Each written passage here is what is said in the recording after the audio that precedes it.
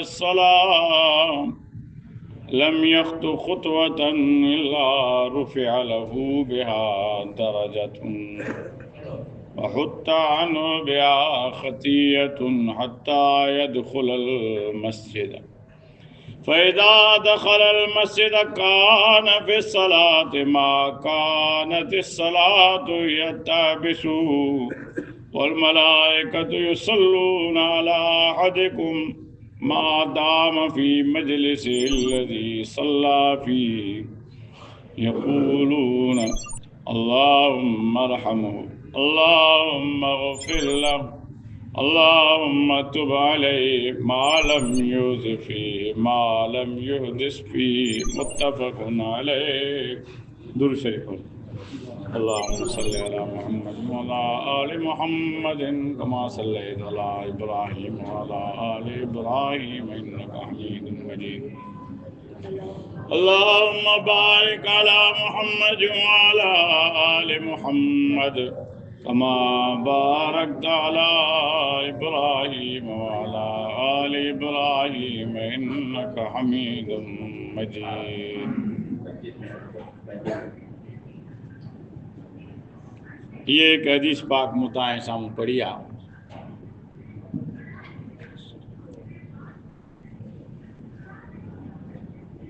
इन हदीस में रावी हज़रत अबू हुरैरा रज़ियल्लाहु ताला अन्हु ऐं जेका ॻाल्हि इरशाद फरमाई वई आहे सा इहा आहे त रसूलुल्लाह सल्लल्लाहु अलैहि वसल्लम जन जमात जे निमाज़ जी अकेले जे निमाज़ जे मथां वॾी फज़ीलत बयान फरमाई आहे।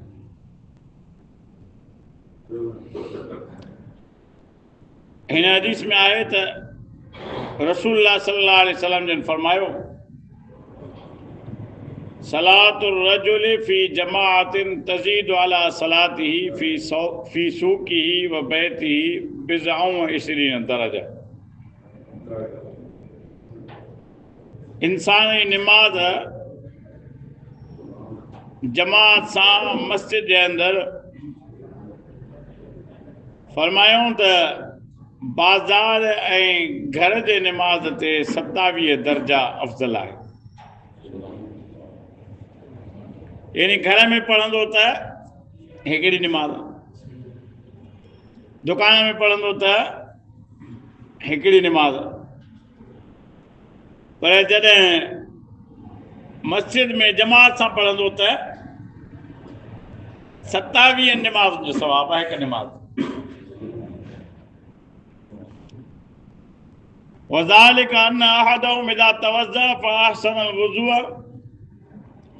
फरमाइनि इहो हीअं थींदो जो जॾहिं तव्हां मां को वुज़ू करे पोइ सुहिणे नमूने सां वुज़ू करे सुम्मा अतल मस्जिद पोइ वरी मस्जिद अचे ला युरीदु इल्ला सलाह ऐं मक़सदु सिर्फ़ु निमाज़ हुजेसि लम यख्तु खुतवतन इल्ला रुफ़िअ लहू बिहा दरजा हिक हिक कदम ते अल्लाह इन दर्जन खे बुलंद फरमाई व हुत्ता अन्हु बिहा खतिया ऐं हिक हिक कदम ते ॾोह माफ़ थींदो। हिक हिक कदम ते दर्जो बुलंद थो थिए ऐं हिक हिक कदम ते गुनाह ॾोह माफ़ थो थिए। हज़रत हाजी इमदादुल्लाह मुहाजिर मक्की रहमतुल्लाह अलैह सईद ताइफ़ा वलनि अकाबिर बुज़ुर्गनि में आहिनि ऐं वॾा वॾा अकाबिर उन्हनि खां फैज़ हासिल कयो। आख़िर में मके में वञी रहिया, इन करे मुहाजिर मक्की रहमतुल्लाह अलैह थो चयो वञे। उहे जंहिं मस्जिद में निमाज़ पढ़ण लाइ वेंदा हुआ पहिरियों जॾहिं पंहिंजे शहर में रहंदा हुआ, पंहिंजे मस्जिद में निमाज़ पढ़ण लाइ वेंदा हुआ त 2 रस्ता हुआ। हिकिड़ो रस्तो क़रीबी ऐं ॿियो रस्तो वरी थोरो परे पवंदो हो। पोइ बजाए वेझे रस्ते वठण जे परे वारो रस्तो वठंदा हुआ ऐं कदम मसलन 100 हा त बुज़ुर्ग नंढड़ा नंढड़ा करे कदम खणंदो हो जो 200 थी वञनि 150 थी वञनि।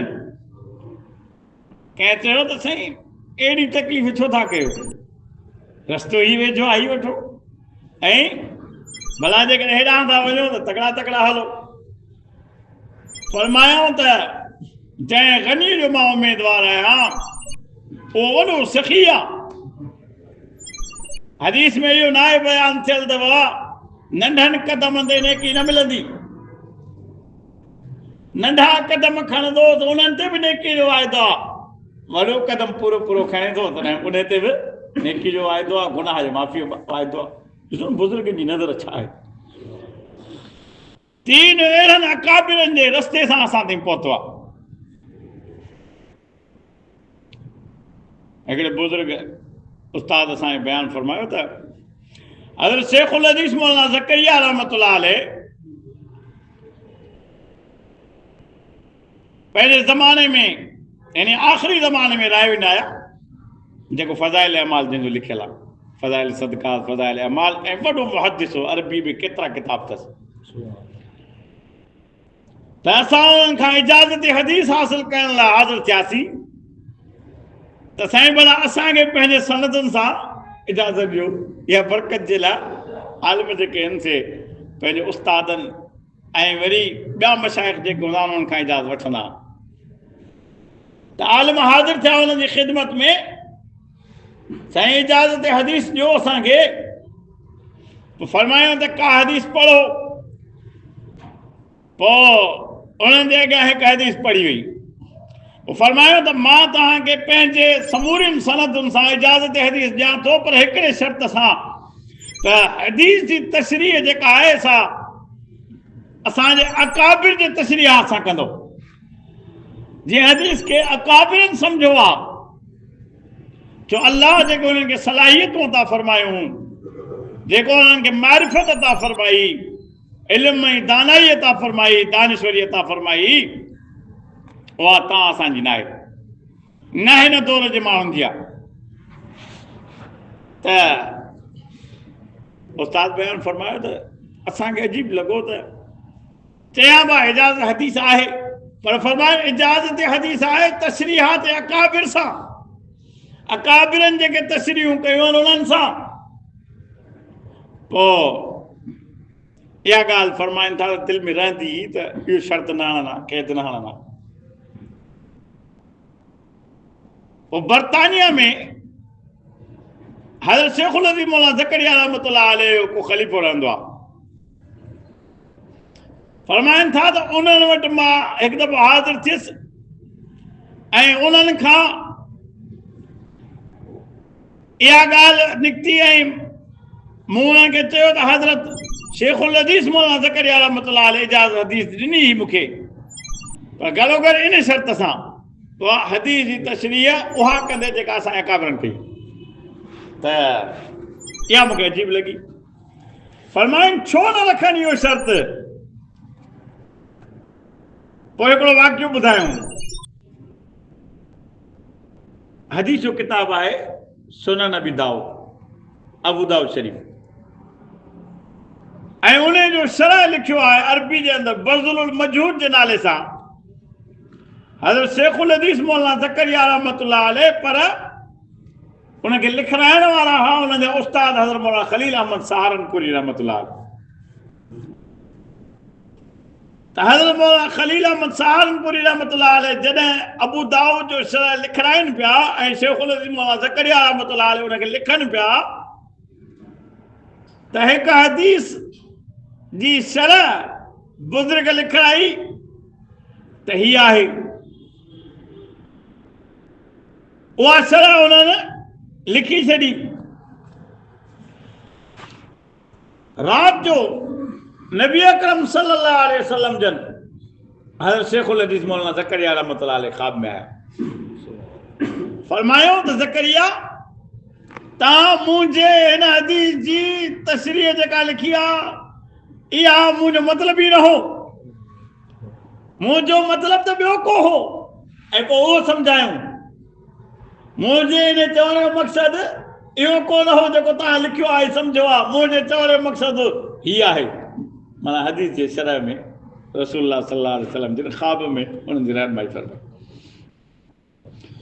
त हज़रत मौलाना ज़करिया रहमतुल्लाह अलैहि फरमाइनि था राति जो उथी ॾिठुमि त राति जो आख़िरी पहर आहे आधी राति आहे ऐं ओॾीमहिल उथी पिया लालटीन ॿारियूं ऐं उनखे खणी ऐं निकिता त वञी उस्ताद मोहतरम खे ॿुधायां साईं शरह इहो क़ाबिल क़बूल न आहे जेको असां लिखियो आहे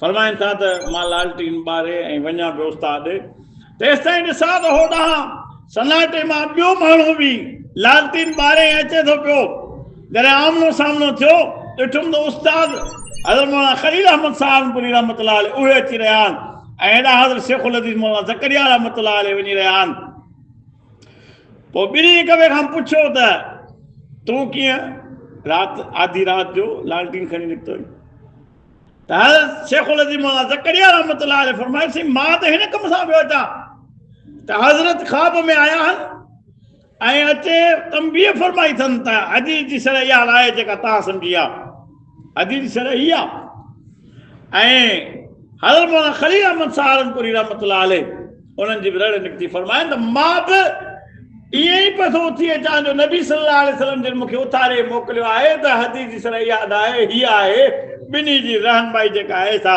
रसूलुल्लाह सल्लल्लाहु अलैहि वसल्लम जे तरफ़ां बराए रास्त थी त फरमायो त जंहिंजी रहनुमाई ख़ुदि रसूलुल्लाह सल्लल्लाहु अलैहि वसल्लम जे तरफ़ां बराए रास्त थिए पोइ उहे छो न शर्त रखनि त अकाबिर तशरीहात सां सम्झो था न साईं अकाबिरनि ते एतबार करणो पवंदो अॼुकल्ह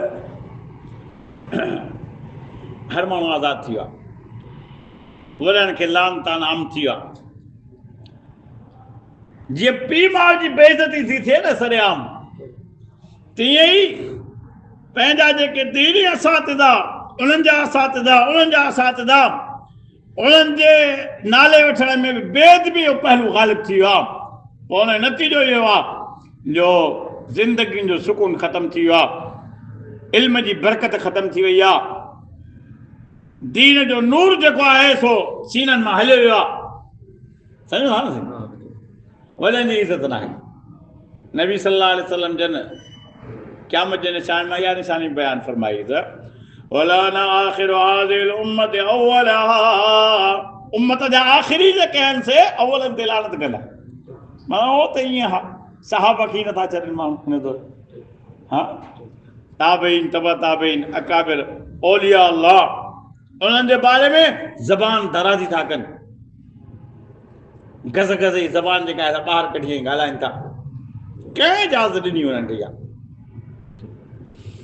त बहरहाल मां अर्ज़ु पियो करियां त अकाबिरनि जीअं सम्झो न ॻाल्हि खे ॻाल्हि उहा ई आहे हज़रत हाजी साहिब रहमतुल्लाह अलैह निकिरंदा निमाज़ जे लाइ रस्तो वठंदा डिघो कदम खणंदा नंढड़ा फरमाईंदा हुआ हदीस में इहो त न आहे त नंढे कदम ते कोन मिलंदो पर नंढे कदम ते दर्जो बुलंद थींदो ऐं गुनाह माफ़ थींदो मां हेॾां थो वठां तव्हां भली हेॾां हलो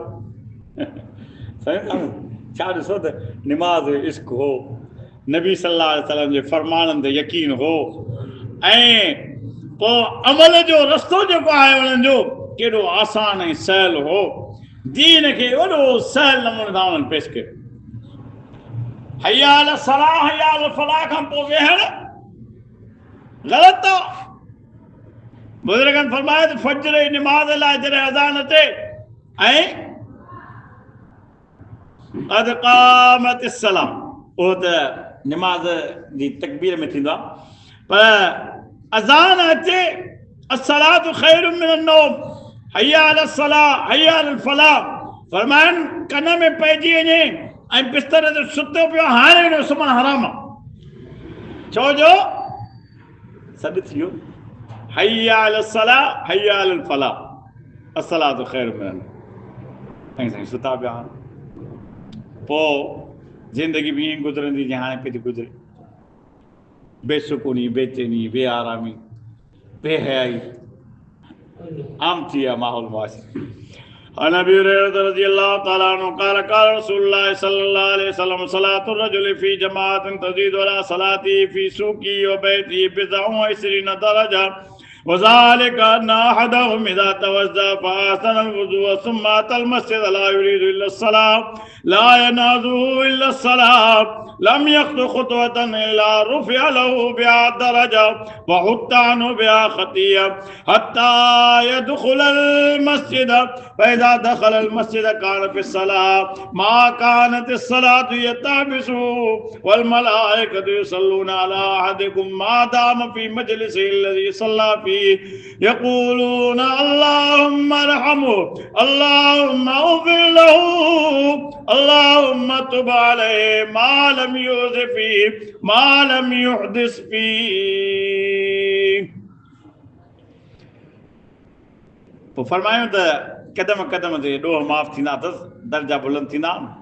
फ़ैज़ा दख़लल मस्जिद जॾहिं मस्जिद में दाख़िल थींदो आहे कान फ़िस्सलाह त हिनखे निमाज़ में शुमार कयो ईंदो आहे मा कानत सलातु यताबिसु जेसिताईं निमाज़ हिनखे रोके बीठी हुजे माना मस्जिद में आयो आहे फ़िलहाल वेठो आहे इंतज़ार पियो थो करे पर फरमायो इंतज़ार हिन जो निमाज़ में कयो वेंदो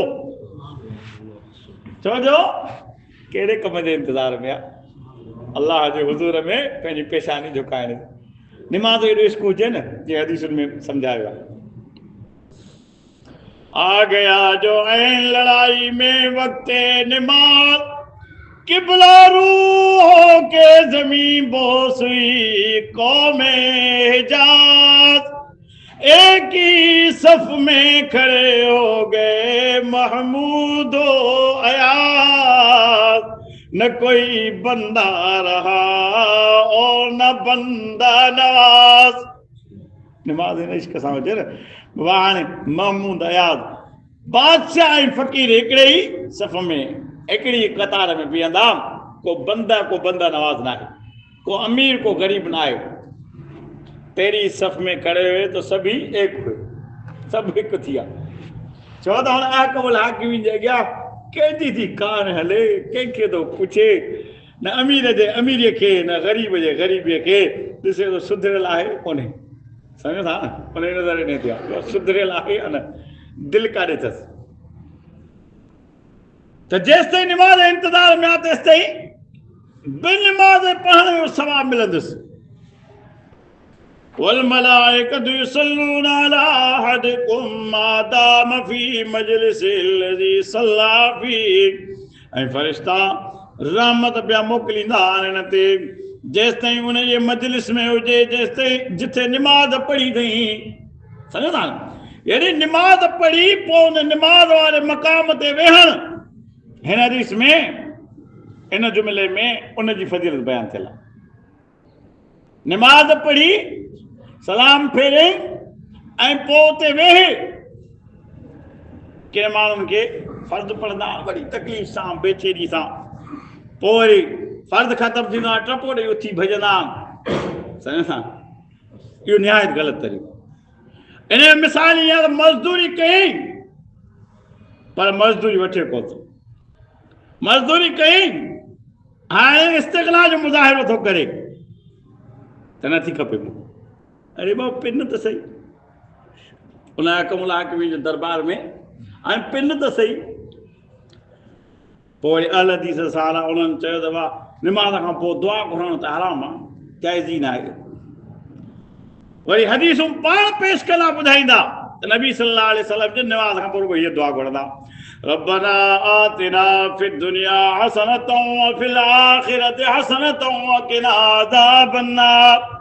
पोइ इहा छा आहे इज्तिमाई दुआ न आहे ॿियो छा आहे रब्बना माना छा आहे ए असांजा रब आतिना फिद दुनिया हसना अता कर असांखे ॾे असांखे दुनिया में बि भलाई फिल आखिरत हसना ऐं ॾे असांखे आख़िरत में बि हसना वकीना ऐं बचाए असांखे अज़ाब अन्नार जहन्नम जे अज़ाब खां. नबी सल्लल्लाहु अलैहि वसल्लम इहा दुआ घुरंदा माना इज्तिमाई दुआ घुरंदा। ऐं ॿी हदीस में आहे त हज़रत मुआज़ बिन जबल रज़ियल्लाहु ताला अन्हु खे रसूलुल्लाह सल्लल्लाहु अलैहि वसल्लम जन फरमायो त मुआज़ हिकिड़ो तोहफ़ो ॾियां। अला उहदीक हदियो ॾियां। चई त अल्लाह रसूल तव्हांजो हदियो मुंहिंजी अखियुनि ते मूंखे खपे। फरमाइनि पोइ मुआज़ हदियो इहो अथई जॾहिं बि निमाज़ पढ़ी निमाज़ खां पोइ हीअ दुआ ज़रूरु घुरंदो कर। अल्लाहुम्मा इन्नी अला ज़िक्रिक व शुक्रिक व हुस्न इबादतिक। अल्लाह मुंहिंजी मदद फरमा पंहिंजे यादि जे मथां, पंहिंजे शुक्र जे मथां। अल्लाह पंहिंजे ज़िक्र जी शुक्र जी तौफ़ीक़ अता कजा। व हुस्न इबादतिक ऐं पंहिंजे इबादत जो हुस्न मूंखे अता फरमाइजा। इन निमाज़ हुजे त हुस्न सां, रोज़ो हुजे त हुस्न सां, हज हुजे त हुस्न सां, ज़िक्र हुजे त हुस्न सां, शुक्र हुजे त हुस्न सां, रब जी निदा हुजे, दुआ हुजे, पुकार हुजे त सलीक़े सां, हुस्न सां, बेसलीका न।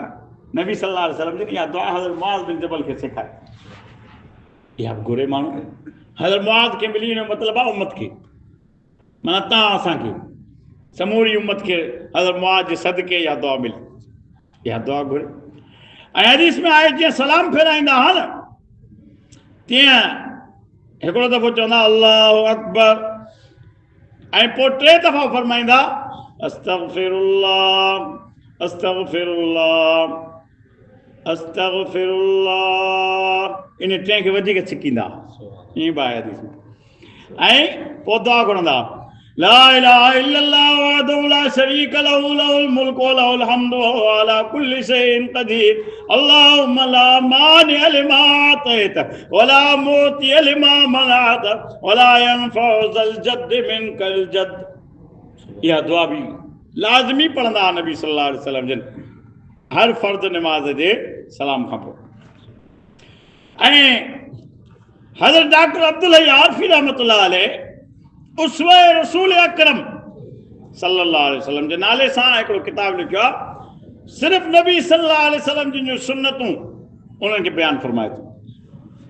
हज़रत मुफ्ती तकी साहब ऐं हज़रत मुफ्ती मोहम्मद रफ़ी उस्मानी रहमतुल्लाह अलैह उन्हनि जो पीरो मुर्शिद हो हज़रत डॉक्टर अब्दुल हई आरफी रहमतुल्लाह अलैह ऐं हज़रत मौलाना अशरफ अली थानवी रहमतुल्लाह अलैह जो ख़लीफ़ो।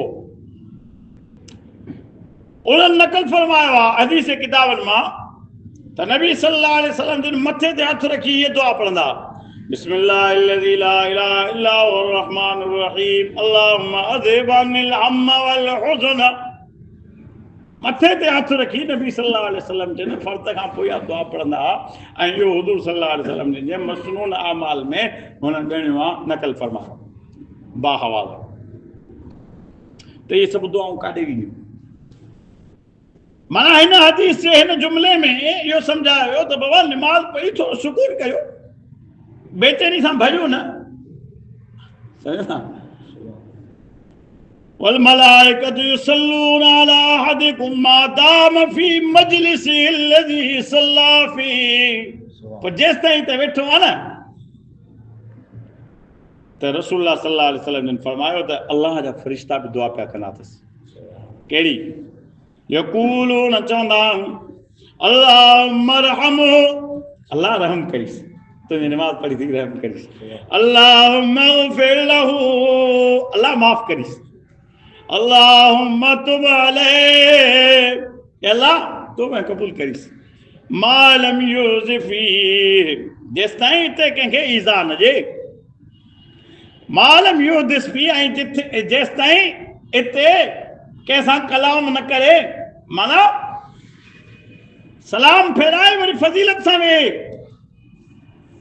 ॻाल्हाए बि न, ईज़ा बि न ॾिए कंहिंखे।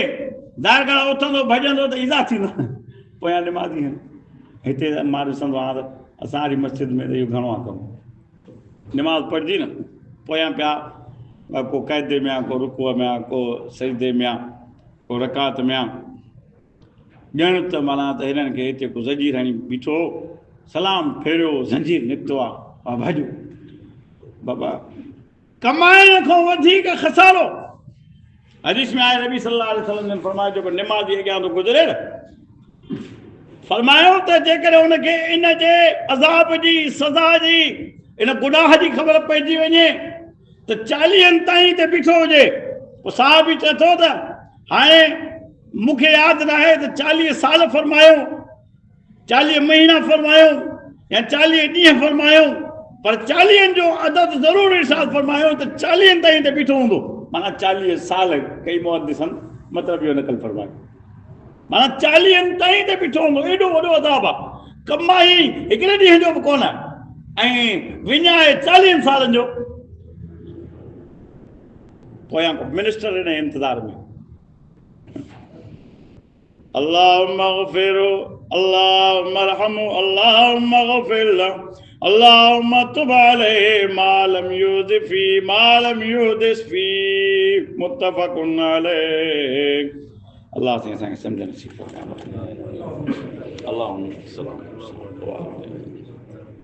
अल्लाहुम्मा सल्ली अला मुहम्मद।